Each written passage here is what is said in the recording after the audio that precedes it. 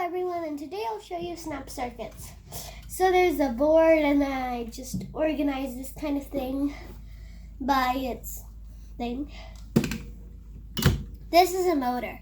You usually put the fan on it, but sometimes in project 58 or 57, I think, you use something in the book.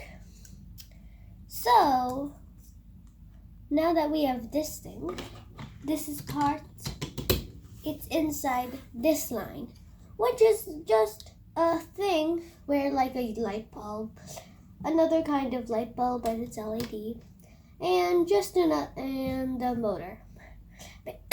Basically what, excuse me, thank you. And basically what these three things are is they're like the objects which you use. They're like objects, they do the stuff that you need. You use energy to give them the energy so they can light up or spin the fan very fast with this thing or something else like that. And this lamp socket is it's lighting up the light. This is more powerful than this LED diode. This doesn't give off that much light. It only gives off a little red light. But red is my favorite light color, so I kind of like it more. Lamp socket is good when you're in the nighttime because it's a more powerful light.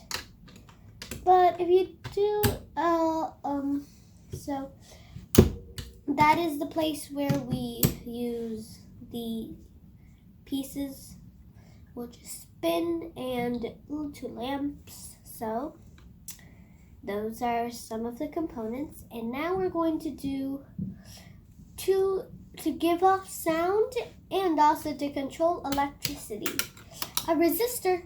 So we just have a few controlling electricity components.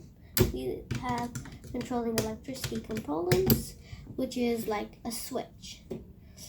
Two switches, there's two resistors, one photoresistor and one resistor. Also, another fact about the photoresistor, it says RP, not PR, which I really don't get. I mean, the R and P are backwards, aren't they? So the speaker and the whistle chip, they kind of give off noise. I don't use the whistle chip often, but if your noise is too loud, you might want to use the whistle chip because it has less noise, I think. The speaker is just to give off sound from these three components: U1, U2, and U3.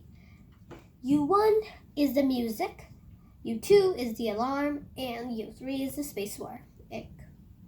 All of them have ick on the end. Also, another interesting fact.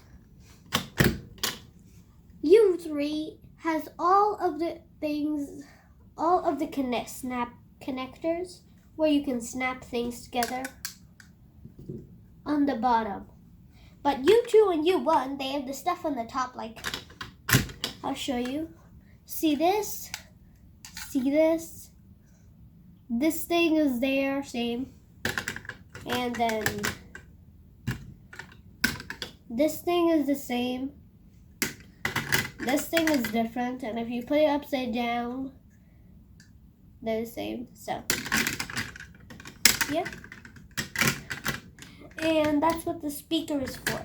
It's to give us the sound there, and that's exactly what the whistle chip should be for.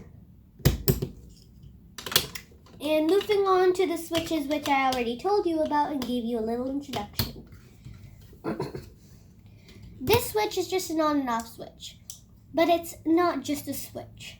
It's a switch with two wires connecting. If you see, like this image, there's one here, so this is one wire and another wire. And if you turn it off, then the wire comes out, and then if you turn it on, the wire comes down. And so there's a press switch, which is basically similar but not the same. So this has two wires, two ends, And then you see this thing? If you press it, then this thing goes down and connects them because this is a metal piece under here. Excuse me, sorry.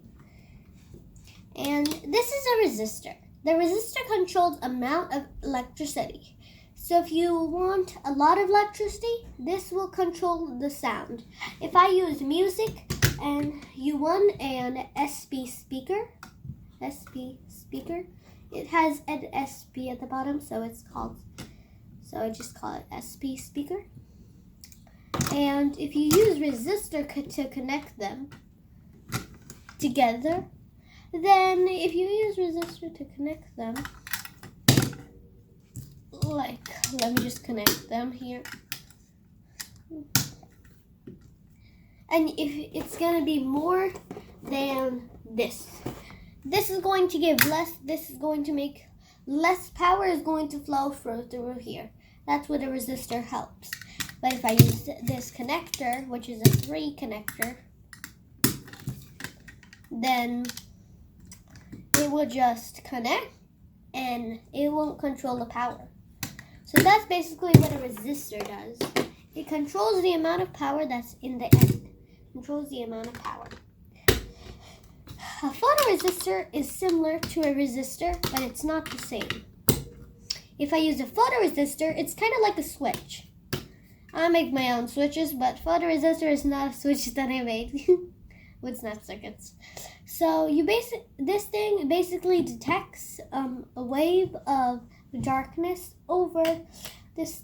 It's kind of like a photoresistor.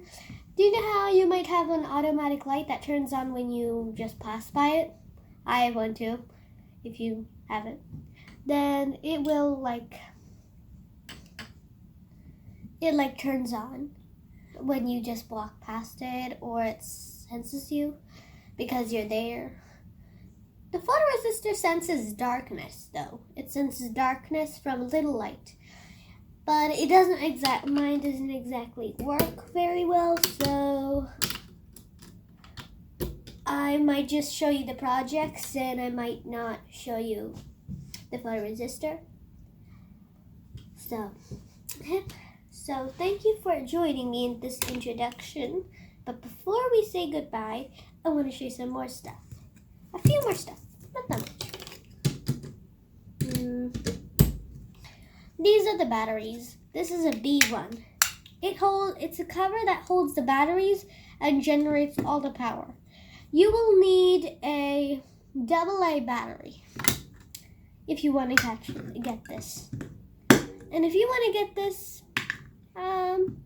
you might want to go to elenco.com. Where is it? So this is what it shows.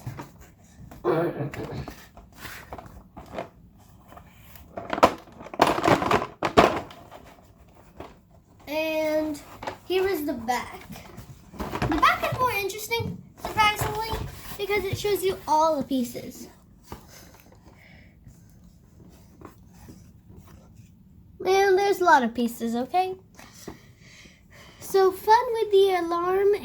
So this is a thing this is one of the projects. This is another project, Flying Saucer, and it shows you that this is Project 11 and Project 83. I think Project 11 is nice. I haven't done it, but my dad tried to do something like it. I mean, he tried to make it fly. So we're going to put this aside, and bye.